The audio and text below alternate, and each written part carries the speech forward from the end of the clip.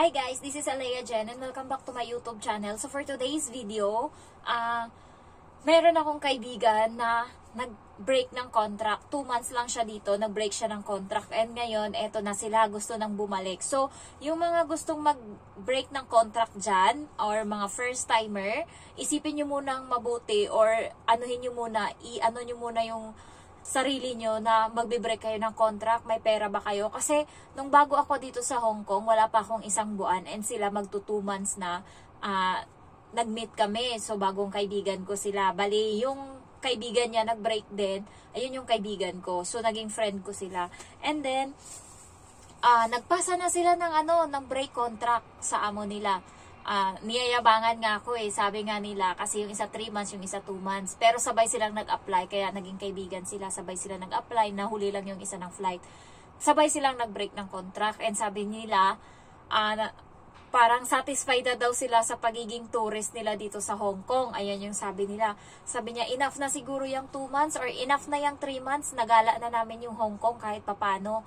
Ayun, so bayad na daw sila sa utang kasi nga 33,000 bawat sahod. So naka 66 sila. So bayad na sa utang and meron atang natira mga 10 to 20,000. Ayan. So gusto na nilang umuwi. Ang reason lang nung isa is yung kasama niya sa bahay, inaangkin yung yung electric fan, yung pala syempre, bago pa lang, 2 months ka pa lang, mag-a-adjust ka talaga and siya nangangapa pa sa ugali mo, lalo pagka uutusan ka and hindi mo nakuha ng tama and nagmamadali. So, kailangan talaga guys, pagka may kasama kayo, habaan nyo yung pasensya nyo, anuhin nyo talaga na kahit papano, makuha nyo yung loob ng kasama nyo. Kung Pilipino naman yan, merong iba na salbahe talaga, pero baka pwede pa, kaya pa, tiisan mo pa. Ayan, kung gusto mo talaga na medyo tumagal. So, yung isa naman is, may jowa na foreigner. Tapos, ang sinabi ng foreigner, mag-aral daw siya ng caregiver sa Pinas. So, sinunod. Pero meron ding caregiver dito, kung gusto niya, dito sa Hong Kong. Pwede ka rin mag-aral ng caregiver and ginagawa yun ng iba every day off nila kung gusto mo mag-aral ng caregiver. Ayan. So, umuwi at doon nag-aral ng caregiver kasi yun yung daw yung sabi ng jowa. So, nag-break ang isa, pinasa sa amo, homesick, ganon. Ginaya din ng isa, homesick, depression, ganyan. So, ngayon guys, nasa Pinas na, yung kaibigan ko na isa, nangungutang sa akin nung nakaraan, umutang ng 100 na Gcash. So, okay, binigyan ko. So, naghirit uli, hindi ko na binigyan. Tapos sumunod, netong Pasko, neto lang, binigyan ko ng 300. Humirit uli, 200 pa daw. Sabi ko, wala na. Abusado. So, bigay ko na nga lang yun wala.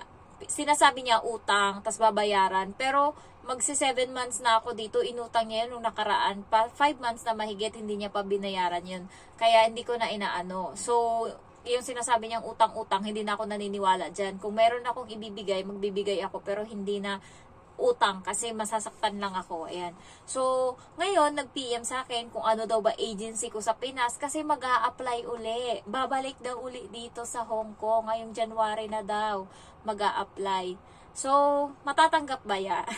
Matatanggap ka kaya? Break contract ka, first timer ka, 2 months ka lang, tingin mo matatanggap ka and yung reason mo is depression. Ang malala pa kasi hindi sila nagpasa sa immigration ng break contract nila, yung amo nila ay nagpasa. So, pag amo ang nagpasa, pwede kang baliktarin na magnanakaw ka, ganyan ka. So, hindi ka mabibigyan ng visa. So, natatawa lang ako kasi, andito na nga may trabaho na, pakikisama na lang. Kasi, bago pa naman, 2 months, pakikisama na lang muna sa kasama kasi yun lang naman yung issue niya. Kaya mo namang tiyagaan yan para in case may pera ka. So ngayon, ilang lang sila doon natambay, gusto na bumalik. Kaya kayo na mag-terminate or magbe-break kayo ng contract, isipin nyo munang maigi. Kasi pag time na nandun ka na sa Pinas and wala ka ng pera, maiisip mo, magsisisi ka talaga and magbaback to zero ka.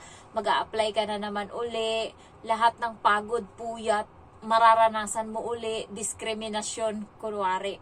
Ayan, diskriminasyon sa ibang mga agency na, ayan, puro update, ganyan. Kailangan mo ng update kung ano nangyari, yung hindi inasikaso yung mga papel mo. So, pabalik-balik ka sa agency, lahat yan mararanasan mo uli. Kaya kayo na nandito na, or yung mga magfa-flight na, i-condition nyo na yung utak nyo, sarili nyo, pagdating nyo dito, katulong kayo, mag-a-adjust kayo, pasensya kayo, manahimik kayo, kahit na tama kayo. So, minsan ganun na lang yung ginagawa ko. Kahit na tama ako, nananahimik na lang ako, wala namang masama kung pabayaan mo magdaldal or mag-ano dyan, magalit. Katulad kahapon, yung amo kong babae, itong bata, kapag late na kami, hindi rin sila umuwi ng maaga, so late na kami alis. Kung kailan nagmamadali, itong bata, nagtatarantado. Kung kailan minamadali mo, doon siya nagbabagal, ang tagal. So, inansiran niya na yung assignment niya. Ngayon, gusto niya na naman kumain ng ng pasas. So, pag hindi mo kasi pinagbigyan, umiyak. So, binigyan ko na huli ngayon ng nanay. Sabi, bakit daw kumakain ng pasas? Sabi ko, nanghingi siya. Tapos, yung hindi na nagsalita yung nanay, pero nagalit siya, yung parang gumanon siya. Ayan, so pinabayaan ko lang. Tapos sabi ko, umihi ka na dun sa CR. Sinabi ko sa bata, ang tagal, binuhat ko na, hinubaran ko na. Tapos binuhat ko, pinasok ko na sa bowl, nilagay ko na siya dun sa bowl para umihi. Tapos, nung naghuhugas na ng kamay, ang tagal din. Tapos, bigla nung dinala ko na siya sa sofa, inano ng nanay, nilabni niyang ganun, ginanon niya yung bata. Nagalit na siya siguro kasi nga malilate na nga kami.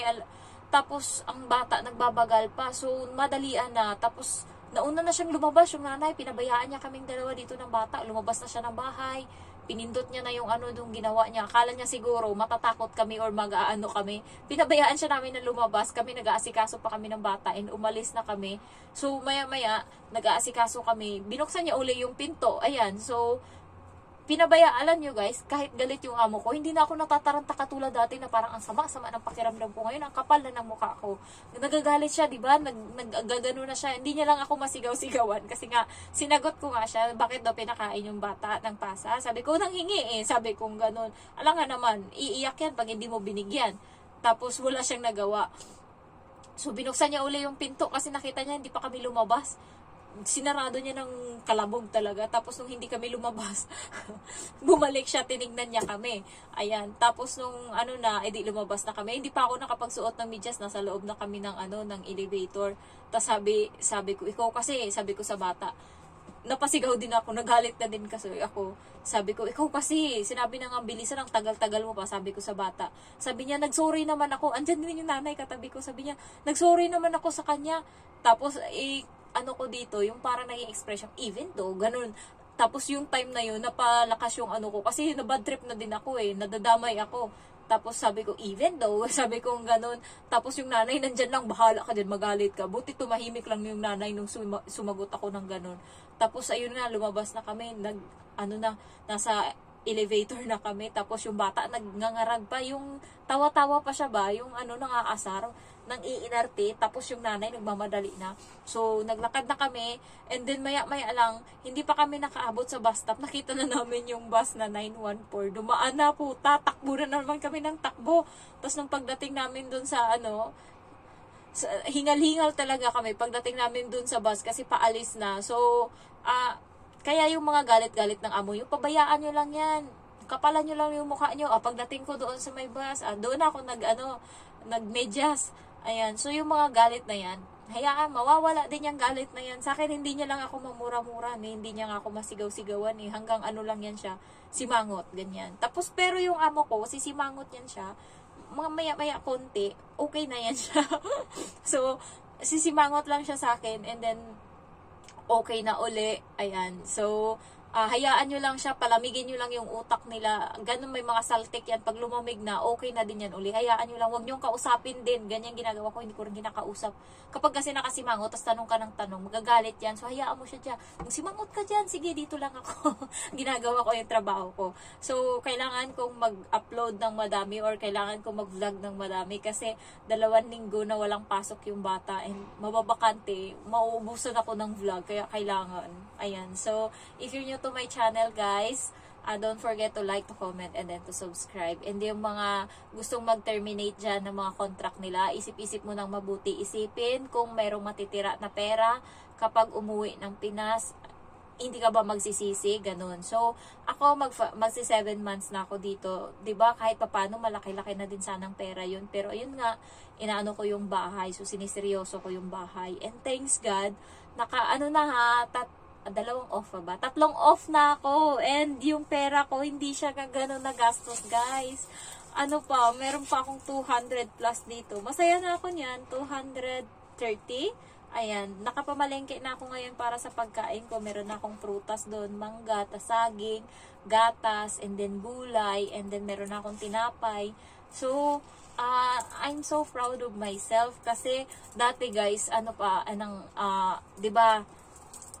16 ngayon, so 23, 29, so may 2 day off pa.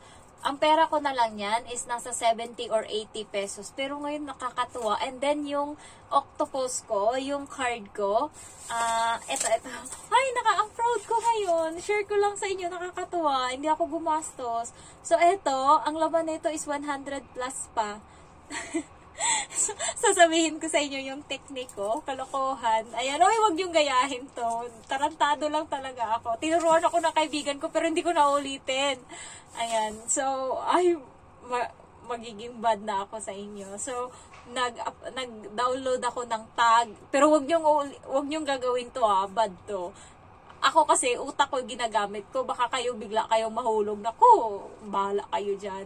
So, nag-download ako ng tag, dating app yan. So, sabi ng kaibigan ko, kung wala kang pera, sabi niya, kung wala kang pera, mag-download ka ng tag. Tapos may mga dyan, may mga Indian or foreigner na mag-aaya ng pagkain ba, ng tanghalian, ganyan. So, pag day off mo, tapos negative ka, wala kang pera, makipag-meet ka doon sa labas, wag sa hotel or sa doon sa labas yung aayain kang kumain. Isakto, yung isang Pakistan siya, Pakistan. Pero edad niya is 38. So, sakto ito, nag-aya sa akin. Sabi niya sa akin, kakain tayo. Nagtatrabaho siya, bali naka-duty siya, and then break time niya is 11:45 to 1 p.m. Sabi niya, gusto kitang ma-meet. Sabi niya ganun sa akin. Kakain tayo sa break time ko, and then uwi ka pagkatapos kasi duty ako pagkatapos. So, ibig sabihin nun, walang masamang mangyari kasi kakain lang. So, pumunta ako, and then pagpunta ko doon, ayun nga, nalibre yung pagkain ko. Magkano pagkain pag ako bumibili? 58 yun. So, nachika na ako dito, naka 12 minutes na. So, 58. So, minus 58, yung budget ko na sana na pang pagkain is hindi ko nagastos. And then, sabi niya sa akin, may pamasahe ka ba? Yung laman ng octopus mo, magkano? Sabi ko, 30 na lang to, pero yung laman ng octopus ko is 90 pa. Sabi ko, 30 na lang to. Sabi niya, akin na yung octopus mo. And then, nilagyan niya ng 200 sa 7-Eleven. So, magkano din yun? 1,400 din yun sa pera natin. And yan, nalibre pa ako ng pagkain. Pero, hindi na ako nakipag-meet pagkatapos nun.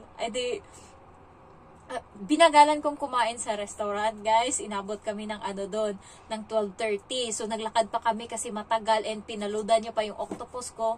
Saktong 12:50, natapos kami kumain, and nakabalik na kami doon sa MTR station. And ayun nga, pumunta na siya sa trabaho niya, and ako umuwi na. Binili ko kaagad ng gatas kasi every fresh milk kasi yung gamit ko kasi hindi ako nagkakape. So, bumili ako ng fresh milk agad. Tapos yung mga sabon ko, kung ano-ano, binili ko na siya kasi nga para wala na akong iisipin. And I'm so thankful. Huwag niyong gagayahin yun. Hindi ko na ulit ginawa. Pero meron pa din ako ng pero pag inaya ako ng yung alam yung sa hotel, hindi kayo sasama dun. Dun lang kayo aayain kayo sa labas, kumain lang. And yun, naka-break lang. And hindi ko na inulit. Sabi nga ng kaibigan ko, tarantado ka. Siya nagturo sa akin. Pero hindi talaga. Ayun lang. Hindi na ako nakipag-meet. Kanina dito lang ako. And ayun lang. If you're new to my channel, don't forget to like, to comment, and then to subscribe. Thank you so much for watching. Bye-bye.